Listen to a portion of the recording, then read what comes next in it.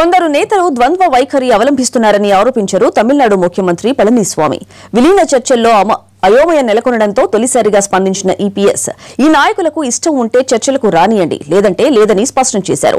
పన్నీర్ సెల్వం పేరు ఎత్తకుండానే ఆయన వర్గంపై విరుచుకుపడ్డారు. వారికి నిజంగా చిత్తశుద్ది ఉంటే ఇలా చెయ్యరని విమర్శించారు. తమిళనాట అన్నాడీఎంకే రాజకీయాలు రోజుకో మలుపు తిరుగుతున్నాయి. నిన్న మొన్నటి వరకు పన్నీర్ వర్గంతో విలీనమయ్యేందుకు అనేక షరతులకు ఒప్పుకున్న పళనిస్వామి వర్గం ఇప్పుడు వస్తే రాని పోతే పోని అన్నట్టు వ్యవహరిస్తోంది. సేలంలో జరిగిన కార్యకర్తల సమావేశంలో ముఖ్యమంత్రి పళనిస్వామి నోరు విప్పారు. పన్నీర్ సెల్వం వర్గంలోని కొంతమంది నేతలు ద్వంద్వ వైఖరి అవలంబిస్తున్నారని, వారు విలీనం కాకపోయినా నష్టం లేదని వ్యాఖ్యానించారు. పన్నీర్ సెల్వం వర్గం చర్చలకు సిద్ధం అంటూనే రోజు ఏదో ఒక డిమాండ్ తెర మీదకు తీసుకువస్తోందని, దాంతో విలీన చర్చలకు ఆటంకం కలుగుతోందని ఆరోపించారు పళనిస్వామి. చర్చలకు ఎవరు వచ్చినా రాకపోయినా నష్టం లేదని, మీ ఆశీర్వాదం ఉంటే చాలని కార్యకర్తలను ఉద్దేశించి చెప్పారు. ప్రజల మద్దతుతో 5 ఏళ్ల పాటు అధికారంలో ఉంటామని స్పష్టం చేశారు స్వామి. ప్రజల్లో పెరుగుతున్న వ్యతిరేకత, రాజకీయ సంక్షోభం, పార్టీ సింబల్ అన్ని సమస్యలకు 2 వర్గాలు విలీనమవ్వటమే పరిష్కారమని పళనిస్వామి భావించారు. ఆ దిశగా చర్చలు ముందుకెళ్లాయి. ఈ క్రమంలోనే శశికళ, దినకర్ను పార్టీ నుంచి బయటకు పంపేందుకు పళనిస్వామి వర్గం అంగీకరించింది. కానీ ఇప్పుడు విలీనంపై అంత ఆసక్తి లేనట్టుగా వ్యవహరించడంలో తమిళ రాజకీయంలో ఆసక్తికరంగా మారింది. కేవలం శశికళ వర్గాన్ని బయటకు పంపేందుకే విలీన చర్చలంటూ డ్రామా నడిచిందా అనే అనుమానాలు కార్యకర్తలు వ్యక్తం చేస్తున్నారు. మంత్రి వ్యాఖ్యలపై పన్నీర్ సెల్వం, ఆయన వర్గంలోని నాయకులు ఎలా స్పందించారో వేచి చూడాలి.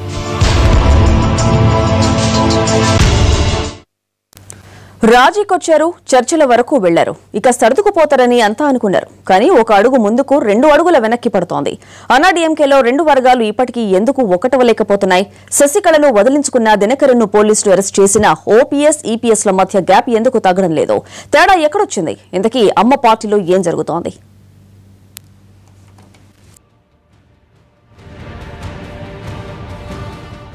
జయలలిత చనిపోయినప్పటి నుంచి తమిళనాట అధికార అన్నాడీఎంకే రాజకీయం రోజుకో తీరుగా మారుతోంది. చిన్నమ్మపై పన్నీర్ సెల్వం తిరుగుబాటు తర్వాత పొలిటికల్ డ్రామా మరింత రంజుగా మారింది.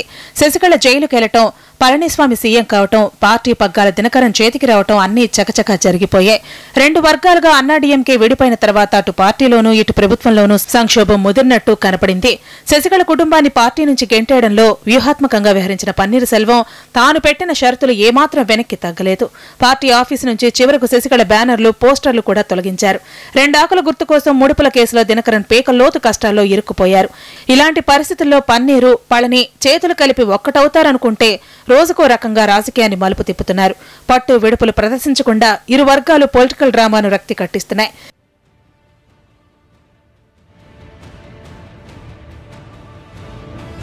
చర్చలు జరిపి ఏకమయ్యేందుకు 2 వర్గాలు కమిటీలు ఏర్పాటు చేసుకున్నా ఒక్కడుగు కూడా ముందుకు పడలేదు.